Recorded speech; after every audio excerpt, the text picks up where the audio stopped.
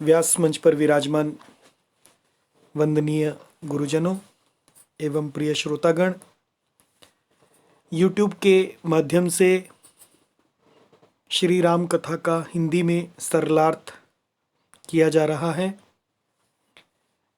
और आप सबसे निवेदन है कि स्वयं भी प्रतिदिन 5 मिनट का वीडियो चौपाइयों को देखिए, पढ़िए, सुनिए और समझिए, औरों को भी प्रेरणा दीजिए।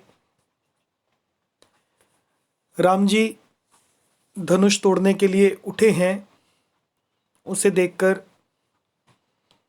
सीता जी की माँ भ्रम में आ गई हैं और उनके वचन सुनिए।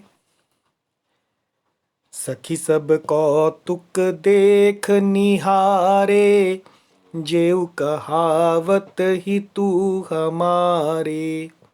को न बुझाई कहई गुर पाही, ए बालक असी हठ भली नाही।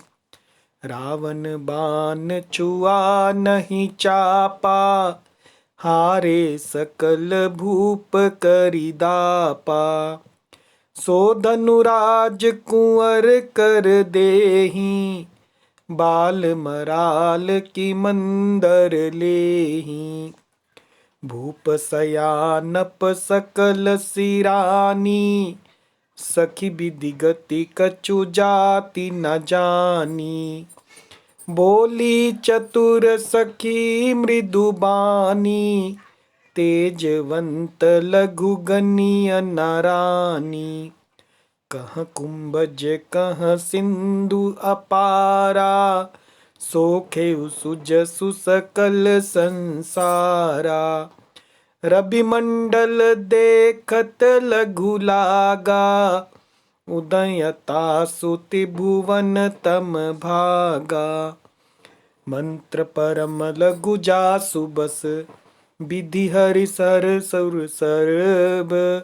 महामत गजराज कहूँ, बस कर अंकुश खरब। अब इसका अर्थ,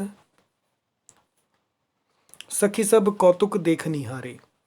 हे सखी, जेऊ कहावत हितु हमारे, जो हमारे हितु कहलाते हैं, हित करने वाले कहलाते हैं, वे भी सभी तमाशा देखने वाले हैं। को न बुझाई कहई गुर पाही, कोई भी बुझाई यानी समझाकर इनके गुरु विश्वामित्र जी को नहीं कहता। ए बालक असी हठ बल नाही, कि ये राम जी बालक हैं और इनके लिए ऐसा हठ अच्छा नहीं है, क्योंकि इन्हें विश्वास नहीं हो रहा है कि राम जी धनुष तोड़ पाएंगे। जो धनुष रावण और बाण जैसे दिग्विजयी वीरों के हिलाए ना हिल सका, उसे तोड़ने के लिए मुनि विश्वामित्र जी का राम जी को आज्ञा देना और राम जी का उसे तोड़ने के लिए चल देना रानी को हठ जान पड़ा। इसलिए वे कहने लगी कि गुरु विश्वामित्र जी को कोई समझाता भी नहीं कि आप क्या कर रहे हैं। रावण बाण छुआ नहीं चापा, रावण और बाणासुर ने चाप यानी जिस धनुष को छुआ तक नहीं। हारे सकल भूप करी दापा, दापा यानी घमंड, सारे भूप यानी सकल भूप यानी सारे राजा घमंड करके हार गए। सो धनु राजकुंवर कर देही, वही धनुष इस सुकुमार राजकुमार के हाथ में दे रहे हैं। बाल मराल की मंदर लेही, बाल मराल यानी हंस के बच्चे, मराल यानी हंस। हंस के बच्चे क्या मंदराचल पहाड़ को उठा सकते हैं। भूप सयानप सकल सिरानी, और तो कोई समझाकर कहे या ना कहे, राजा तो बड़े समझदार और ज्ञानी हैं। भूप जो हैं वो सयानप हैं, सकल सिरानी। सखी विधि गति कछु जाति न जानी, उन्हें तो गुरु को समझाने की चेष्टा करनी चाहिए थी, परंतु मालूम होता है राजा का भी सारा सयानापन समाप्त हो गया है। सकल सिरानी यानी सयानापन समाप्त हो गया है।